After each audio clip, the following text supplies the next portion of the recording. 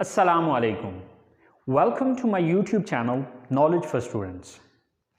So students, today we're going to take the start of class number 17. And in today's class, we will discuss about will have to modal verb.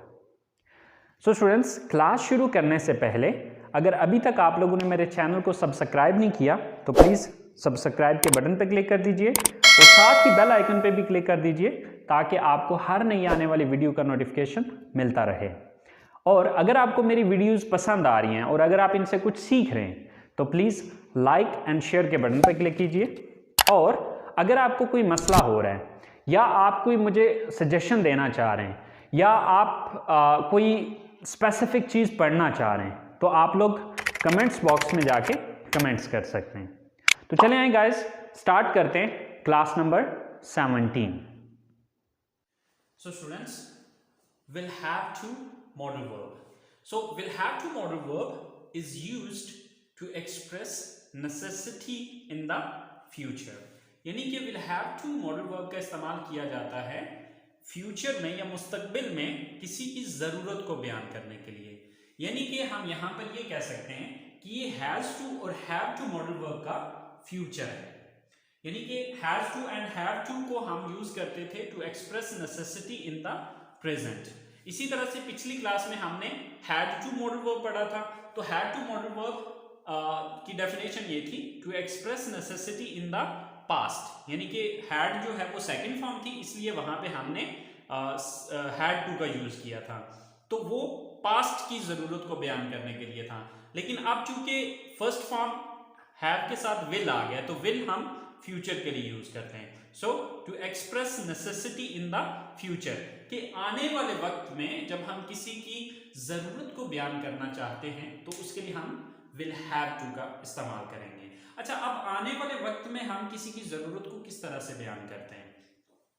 सो उर्दू जुमलों के आखिर में ना होगा, नी होगी, ने होंगे या पढ़ेगा, पढ़ेगी, पढ़ेंगे वगैरह आता है। मसलन आपको कल कॉलेज आना पड़ेगा या आना होगा, ठीक है।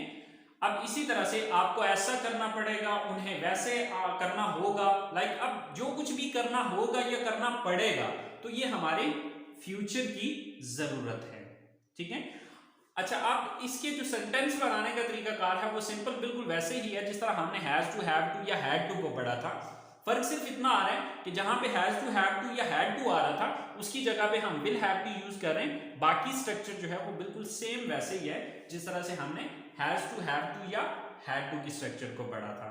सो देखें, first of all subject, then will have to, then first form of the verb and then object और other word and at that there is a full stop. तो चलें कुछ सेंटेंसेस बना के देखते हैं। जैसे कि उसे इस महीने वीजा के लिए दरखास्त देनी होगी या देनी पड़ेगी। तो इस सेंटेंस को इंग्लिश में कन्वर्ट करते हैं। सो फर्स्ट ऑफ ऑल सब्जेक्ट कौन है? उसे, यानी कि वो लड़का भी हो सकता है, वो एक लड़की भी हो सकती है। यहां पर अब हम एक लड़का ले लेते हैं तो वो एक लड़का की इंग्लिश है ही। सब्जेक्ट ही हो गया, then will have to,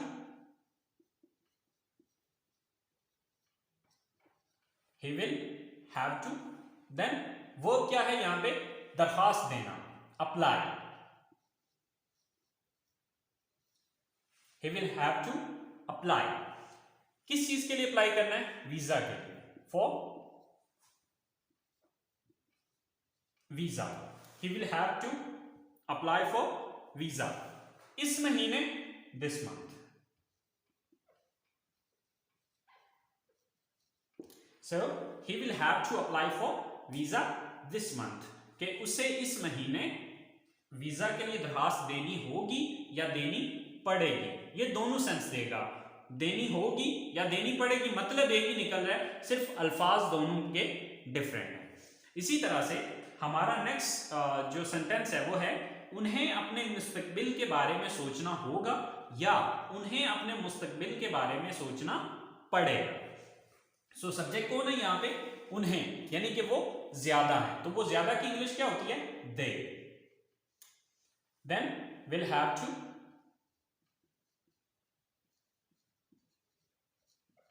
they will have to.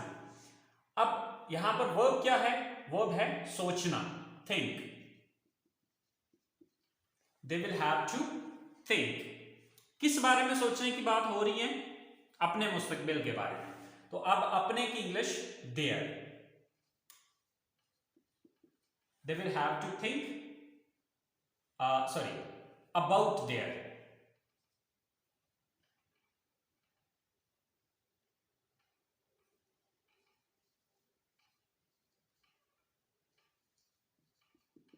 किस बारे में सोचने की बात हो रही है? मुस्तकबिल। तो मुस्तकबिल की इंग्लिश है फ्यूचर।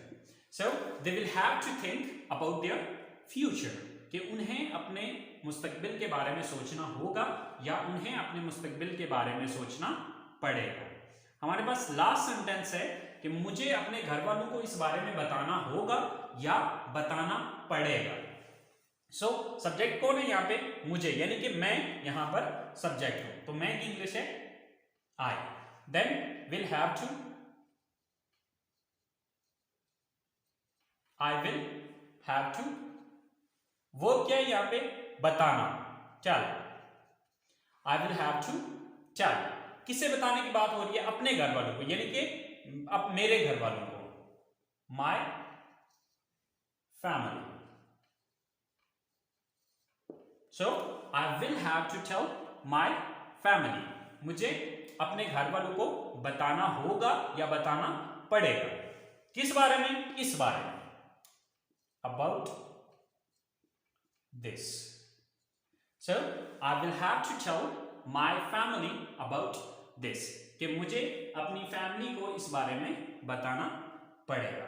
सो स्टूडेंट्स, अगर आप पिछले सेंटेंसेस को देखें तो सिर्फ जो डिफरेंस आ रहा है वो सिर्फ मॉडल वर्ब का डिफरेंस आ रहा है। बाकी सेंटेंस जो है वो सेम एज इट इज, जिस तरह पिछली सेंटेंसेस के अंदर हम पढ़ के आए हैं, बिल्कुल वैसे ही बन रहे हैं। सो आई होप सो आप लोगों को पॉजिटिव सेंटेंसेस की समझ आ गई होगी, लेकिन फिर भी अगर कोई कंफ्यूजन होता है तो प्लीज आप लोग कमेंट्स बॉक्स में जाके कमेंट्स कर सकते हैं। तो चलें बात करते हैं अब हम इसके नेगेटिव सेंटेंसेस की। सो स्टूडेंट्स, नेगेटिव सेंटेंसेस को बनाने के लिए हम सिंपल ये करेंगे कि विल के बाद नॉट लगा देंगे। बाकी स्ट्रक्चर बिल्कुल वैसे ही है जिस तरह हमने पॉजिटिव सेंटेंसेस बनाए हैं। तो अगर आप पिछले पॉजिटिव सेंटेंसेस की स्ट्रक्चर और इस स्ट्रक्चर को देखें तो आपको डिफरेंस सिर्फ नॉट का नजर आएगा। और यहां पर हम नॉट लगा रहे हैं विल के बाद। Will not have to, subject plus will not have to plus first form plus object और other word plus full stop. अच्छा, अब स्पीकिंग के अंदर आप विल नॉट का शॉर्टकट वोंट यूज कर सकते हैं। ठीक है, बोलने में अगर आप यूज करना चाहें तो विल नॉट का शॉर्टकट है won't. Okay, won't have to. तो चलें देखते हैं, हमारे पास कुछ सेंटेंसेस हैं, जैसे कि उन्हें अपना शनाख्ती कार्ड लेने के लिए इस्लामाबाद नहीं जाना होगा या नहीं जाना पड़ेगा। सो सब्जेक्ट कौन है? उन्हें, यानी कि वो ज्यादा है। सो दे।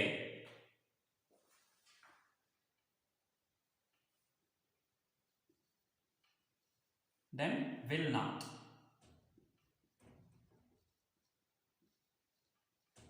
have to, they will not have to। Verb क्या है यहां पे? लेने के लिए जाना। ठीक है। अच्छा, अब यहां पर एक और पॉइंट आपने ज़हन में रखना है कि समटाइम्स ऐसा होता है कि किसी एक सेंटेंस के अंदर दो वर्ब्स आ जाते हैं। अब देखिए, यहां पर लेने के लिए ये भी वर्ब है, जाना भी वर्ब है। तो यहां पर आपने एक पॉइंट ज़हन में रखना है कि अगर किसी जुमले के अंदर दो वर्ब्स आ रहे हैं, ठीक है, तो आपने ये ज़हन में रखना है कि जो उर्दू में दूसरे नंबर पे वर्ब आ रहा है वो इंग्लिश में पहले नंबर पे आएगा, और जो उर्दू में पहले नंबर पे आ रहा है वो इंग्लिश में दूसरे नंबर पे आएगा।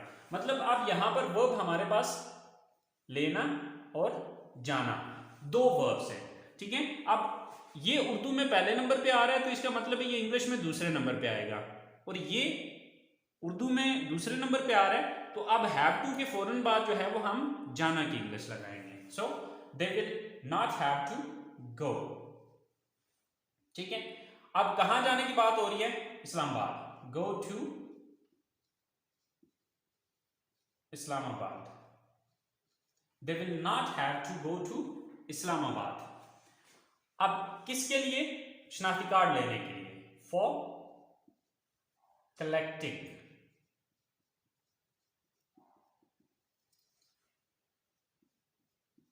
ID card. So they will not have to go to Islamabad for collecting ID card. कि उन्हें ID कार्ड लेने के लिए या शनाख्ती कार्ड लेने के लिए इस्लामाबाद नहीं जाना पड़ेगा या नहीं जाना होगा। नेक्स्ट सेंटेंस है, मुझे हर रोज क्लास लेने के लिए कॉलेज नहीं जाना होगा या नहीं जाना पड़ेगा। सो सब्जेक्ट कौन है यहाँ पे? मैं, I. Then will not have to, I will not have to. दूसरा वर्ब क्या है यहाँ पे? जाना, go. कहां जाने की बात हो रही है? To college. I will not have to go to college. किसके लिए? क्लास लेने के लिए, for taking class. रोजाना या हर रोज? Daily. So I will not have to go to college for taking class daily. कि मुझे हर रोज क्लास लेने के लिए कॉलेज नहीं जाना होगा या नहीं जाना पड़ेगा। नेक्स्ट सेंटेंस है हमारे पास, आपको इस महीने बिजली का बिल अदा नहीं करना होगा या नहीं अदा करना पड़ेगा। सब्जेक्ट कौन है? आप, you. Then will not have to.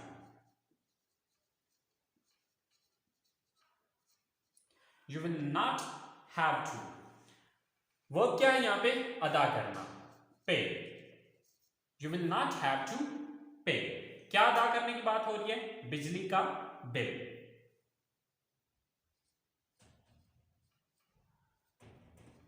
Electricity bill इस महीने, this month.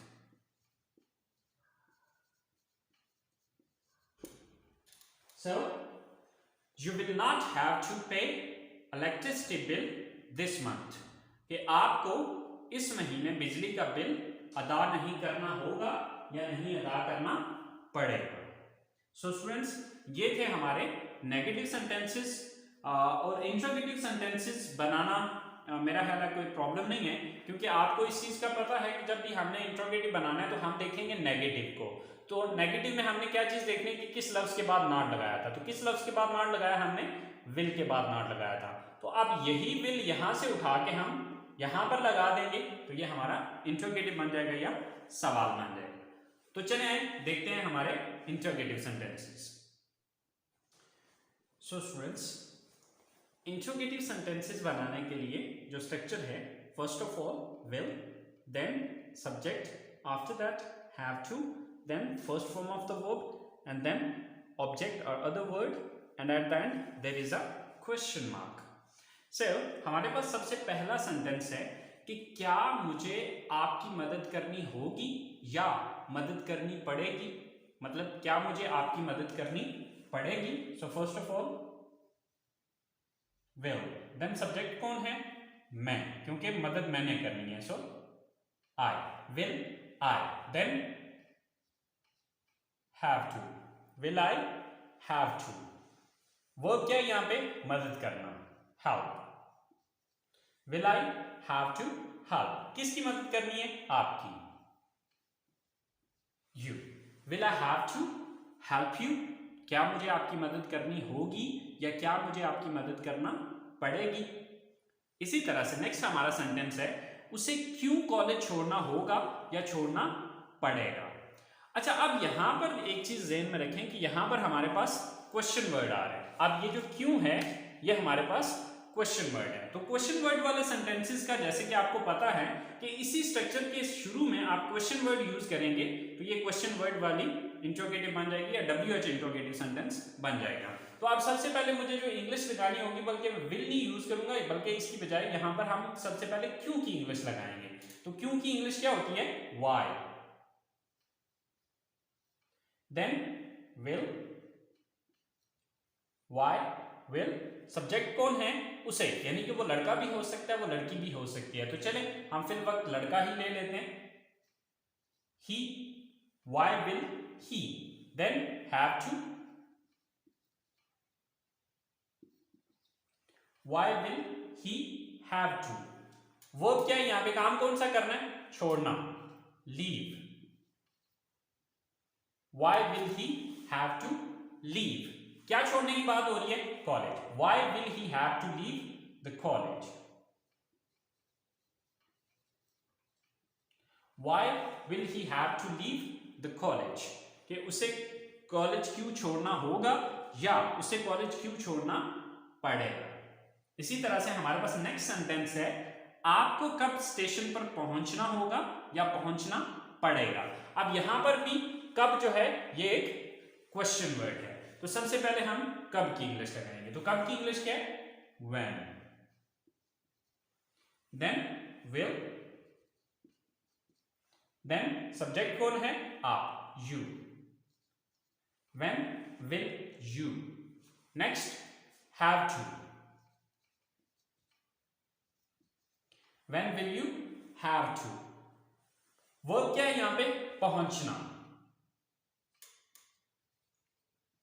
arrive या reach, आप इन दोनों में से जो मर्जी यूज कर ले, दोनों का मतलब एक ही है। when will you have to arrive या when will you have to reach, कहां पर पहुंचने की बात हो रही है, स्टेशन पर, at the station,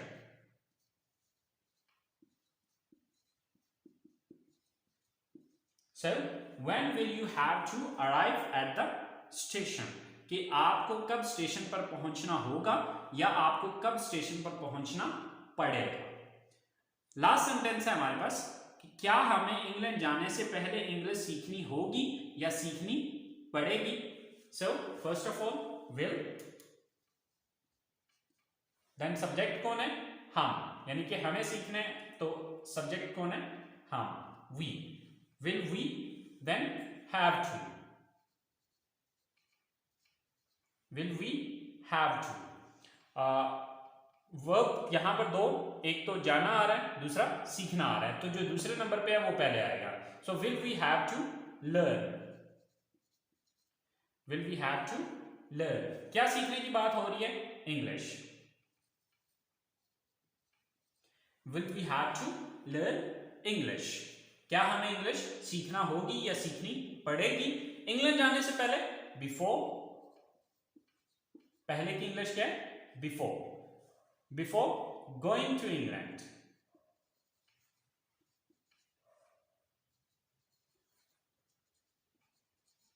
so will we have to learn English before going to England.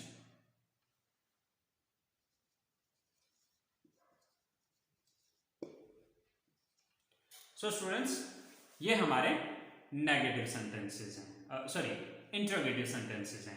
So I hope so आपको इंट्रोगेटिव सेंटेंसेस की भी समझ आ गई होगी और विल हैव टू मॉडल आपको क्लियर हो गया होगा कि फर्क सिर्फ इतना आ रहा है कि has to and have to हम मौजूदा वक्त की नेसेसिटी के लिए इस्तेमाल कर रहे हैं, हैड टू मॉडल वर्ब जो है वो हम सेम इसी मकसद के लिए इस्तेमाल कर रहे हैं, लेकिन फर्क सिर्फ इतना है कि वो हम पास्ट के सेंस में यूज कर रहे हैं, क्योंकि हैड जो है वो सेकंड फॉर्म है और सेकंड फॉर्म हम हमेशा पास्ट में यूज करते हैं। इसी तरह से आज जो हमने डिस्कस किया वो हमने डिस्कस किया विल हैव टू। अब विल हैव टू भी सेम उसी पर्पस के लिए इस्तेमाल हो रहा है जिस पर्पस के लिए हैज टू या हैव टू यूज हो रहा था, लेकिन फर्क सिर्फ इतना है कि ये फ्यूचर के लिए इस्तेमाल किया जाएगा कि अगर आपने फ्यूचर में किसी की जरूरत को बयान करना है तो उसके लिए हम विल हैव टू का यूज करेंगे। आई होप सो स्टूडेंट्स ये बात आपको समझ आ गई होगी, लेकिन फिर भी अगर आपको कोई मसला हो रहा है तो प्लीज आप लोग कमेंट्स बॉक्स में जाके कमेंट्स कीजिए, इंशाल्लाह मैं आप लोगों को गाइड करूंगा। ठीक है, तो अगली क्लास तक के लिए मुझे इजाजत दीजिए, इंशाल्लाह आपसे मुलाकात होगी क्लास नंबर 18 में। सो अपना बहुत सारा ख्याल रखिएगा, अल्लाह निगहबान।